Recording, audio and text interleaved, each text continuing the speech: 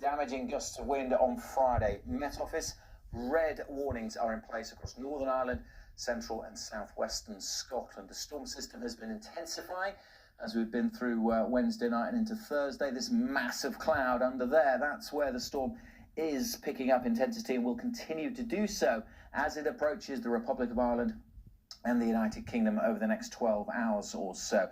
Full details on that in just a second. First of all, we've got to get rid of today's weather because there's some lively downpours out there right now. Gusty winds too for West Wales and southwest England. Met Office yellow warning in place, gusts of 50 or 60 miles an hour. They'll be easing in the south and west. The skies actually brighten here this afternoon, but stay pretty wet across much of eastern England, northern England, and a good part of Scotland with a little bit of snow over the hills. Some brighter spells in Northern Ireland, but also a few showers coming in here through the rest of the day. Temperature-wise, still cold under that zone of cloud and rain, struggling temperatures 5-6 degrees, but it is turning a little milder across the south, 7, 8, 9, maybe double digits in the far southwest.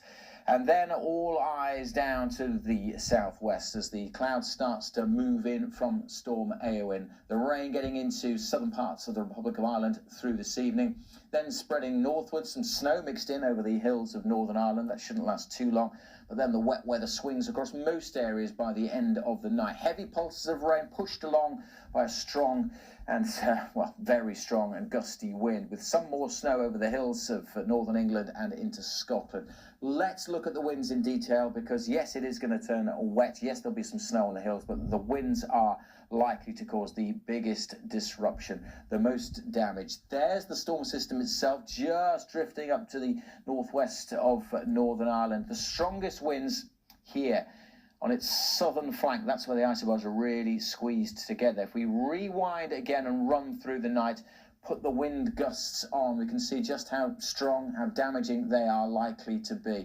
Initially getting into southwestern parts of the Republic of Ireland around about midnight, but then look at this zone of really strong winds that get into the west coast of Ireland and then across into Northern Ireland by Friday morning rush hour. So some of the strongest winds likely across Northern Ireland on Friday morning's rush hour, but also look at this zone of very powerful winds across the Irish Sea into southwest Scotland, and then as the storm itself, the centre of the low, heading its way up across the Western Isles, these strong winds on its southern flank get into central and western parts of Scotland, that zone of damaging gusts of wind through the early part of the afternoon.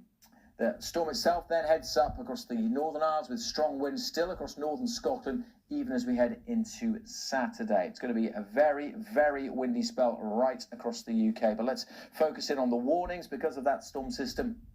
Red